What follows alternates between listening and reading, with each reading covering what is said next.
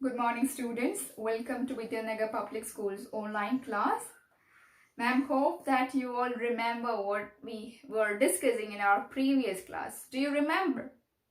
Yes, very good. You all remember what we discussed in our previous class. We were discussing chapter 5, Kingdoms, Kings and an Early Republic, right? Yes. What all things that we discussed in that chapter? Do you remember? Yes, we discussed how people became rajas and by performing certain sacrifices, right? Yes, these people became rajas by performing Ashwamedha. What is Ashwamedha? Horse sacrifice. And we saw how this Ashwamedha is being done and all. And we learned how these Brahmins divided the society, the social groups, the society into different groups, right? What all these groups were there? Yes, Brahmins, Kshatriyas, Vaishyas and Shudras. They were considered to be the four varnas, right? Four varnas that we learned. And later we saw how these rajas became the rajas of Janapadas. What is the meaning of Janapada? Yes, Janapada means where the Janas, the people, stepped their foot and settled down. And yes, that place is called Janapada. So these rajas became the rajas of Janapadas. And we saw that these Janapadas, in these Janapadas, some Janapadas became more important than other Janapadas. Some Janapadas became more powerful than the other Janapadas. What do they call? Yes, they came to be known as Mahajanapadas. Yes, and we saw how these Mahajanapadas, these people fortified their land. Why do they do that? Yes, they did it for the protection. They wanted to get themselves protected from the enemies. And some Mahajanapadas fortified their land in order to show their wealth, their power and all, right? So they made these fortified walls around their country, and they gave salary to soldiers, and they wanted to make these buildings, so they want money. In order to get money, what they did, they started collecting taxes from the people, from the farmers, from the herders, from the craftspersons, from even the traders, from the hunters, from all these people, common people. These kings, the rajas, started collecting the taxes.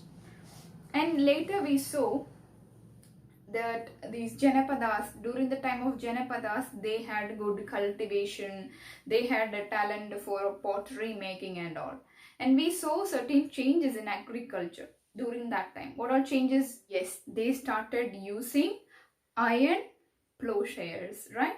They started using iron plowshares, and the transplanting the paddy was another technique that they used at that time. They implemented that technique. From that day onwards, they got high production in agriculture, right? Till then we discussed in that chapter. Let's see what's going to happen in the next headings, right? Yes, as we saw, these Janapadas became Mahajanapadas. Among these Mahajanapadas also, what happened? Yes, among them also a higher group came, more powerful group came. Yes, Magadha was the most powerful or most important Mahajanapadas during that time. Okay, and let's see what all things happened during that time. And why Magadha became the most important Mahajanapada? Do you know that? Yes, it is situated, it is in a place where there are many rivers flowing. We see the Ganga is flowing through that place, Ganga, and its tributaries, Sons, also flowing through that side. And this was important for transport, water supplies and making the land fertile. So because of these reasons, that they are living near to a pond or river where they can make the cultivation so easier and all, and the transportation was easy. And near to that, near to Magadha, they made it forested. That means Magadha were forested, where they captured elephants. They used these elephants for what? Yes, for carrying things. At the same time, in order to go for these war and all, they used these elephants.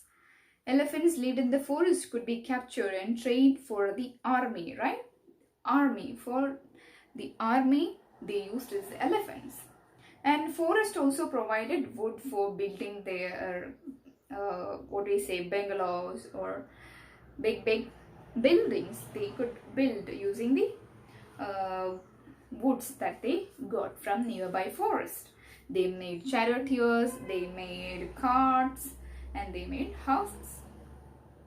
And Magadha had two very important persons, two very important rulers, powerful rulers. Who are they? You know, they are Bimbisara, Ajatasattu. Bimbisara and Ajatasattu were the two important or the powerful rulers at that time.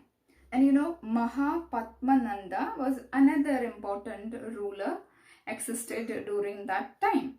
And you know, this Rajagriha, the place called Rajagriha, the present day Rajgir, it is in Bihar, okay.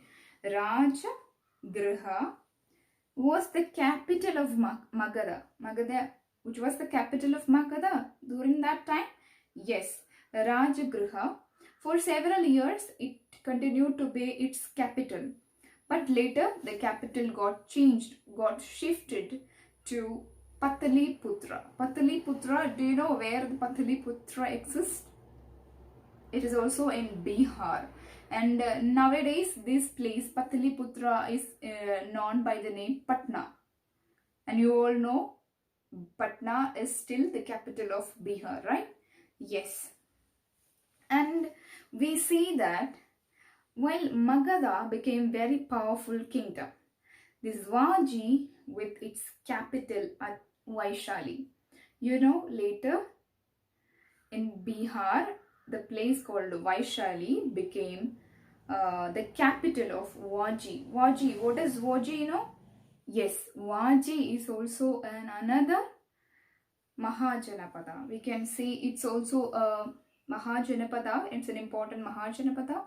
Vaji had its capital where? In Vaishali. It is also in Bihar. Okay. Vaji with its capital at Vaishali, it is also in Bihar, was under different form of government. From there we will see a different form of government known as Gana or Sangha. Gana or Sangha. In a Gana, you see, in a Gana or a Sangha, there were not one but many rulers. In this form of government, there was not only just one ruler, but there were so many rulers. Okay, you understand? An important book, this is an important account of these Vajis, can be seen, can be read from an important Buddhist book titled Digha Nikaya. It's a famous Buddhist book where we can see the situation that existed during not during, we can say about the Vajis. We will come to know about from them. From this book we will come to know about the Vajis. And that book also contains some speeches that are delivered by Buddha, Lord Buddha. And these are written down in 2300 years ago, okay? And we see certain other things like Ajatasattu and the Vajis. Let's see what is that. Ajatasattu wanted, Ajatasattu wanted to attack the Vajis. Maybe this Ajatasattu may be another Mahajanapada, okay? They wanted to attack whom? these Vajis, they wanted to attack Vajis. He sent his minister named Vasakhara to Buddha to get his advice on this matter. So Buddha said something. Let's see what Buddha has asked. Buddha asked whether they conduct assemblies, whether they meet together to discuss the things. When Buddha heard that they did, or they used to come to the group, or they used to meet in assemblies, he replied that Vajis would continue to prosper as long as he made some conditions. Let's see what are the conditions. They held full and frequent public assemblies. They met and acted together. They followed established rules. They respected and supported and listened to the elders. Vaji women were not held by force or captured. Chaitya's local shrines were maintained in both towns and villages.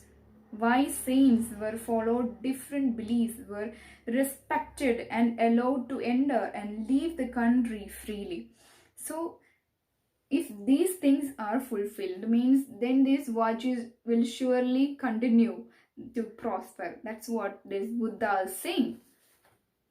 So, as far as these meetings are going on, or as far as they take the decisions together by discussing and all, these Vajis will continue to prosper. That's what Buddha is saying. Okay, many rajas also tried their best to conquer these sanghas, but they failed in their attempt. Okay, many times they tried to conquer these sanghas or these ganas, but they couldn't conquer them. Let's see the descriptions made in that blue box. Like let's see, where is Greece and Athens? Do you see where is Greece and Athens? Yes, around 2500 years ago, the people of Athens set up a form of government. They set up a form of government, which they called what? Democracy. And it lasted for 200 years. And in that democracy, they considered people above the age of 30 as full citizens. Below that, they are not considered to be the citizens. And they conducted assemblies 40 times in a year, okay, to decide on important matters. And all citizens could attend these meetings, okay. And appointments for many positions were made through lottery. And all those who wanted to be chosen gave in their names, and then some were selected through lottery. And citizens were expected to serve in the army and the navy. Okay, during that time they are expected to serve in the army and navy. However, women were not considered citizens. During that time, women were not considered as citizens. That is something we have to note down. And many foreigners who lived and worked in Athens, and merchants and craft persons, did not have the rights as citizens. Meaning the lower caste people, we can say, they were not considered to be the citizens who can participate and who had no rights to be a citizen. They do not have the right as citizens. Besides, there were several thousands of slaves, and during that time there were slaves also who worked in mines and fields and household workshops. They too were not treated as the citizens. So what difference that you can find with this democracy and our nowadays democracy? Yes, in nowadays democracy, people are considered to be the citizens, or people can vote after the age of what? For a man, after the age of 21, he is considered to be a citizen. He can vote. He can select his leader. And a woman, after the age of 18, she is considered to be a citizen. But in this case, the people just after 30 can only be considered as citizens. Okay, these are the differences. And what is lottery, do you know? Lottery means they selected members randomly from each group. They took out one member from each group, like randomly they took. not by their quality or not by their efficiency and all. They just filled the gap, filled the post by taking the members from each group randomly. Okay, this is the method that they follow, lottery method. Okay, but today what is happening? Today in one place there will be 2 or 3 people. We can vote for one person whom we like to be as our leader, right? This is the way we do in our current democracy. So this was very different. We can see the democracy only in the name during that time. In Greece we can see the democracy, it is only in the name, but today it's far different, right? Today people has all the power. There is no inequality like women and children and all, women, children and all. Everybody has got equal rights. People just after 18 and 21 they become citizens, but in that time people after the 30 is considered to be the citizens. This is how the democracy that existed years back, 2300 years back, that condition all changed. And let's see what all things that are came in our questions. State whether it is true or false, that we have discussed in our previous class.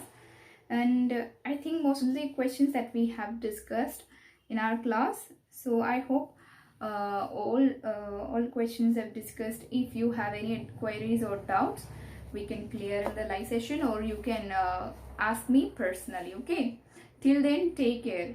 And today you will be having an exam of 5 marks. Don't get worried.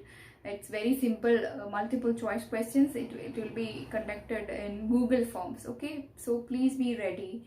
Okay, see you guys.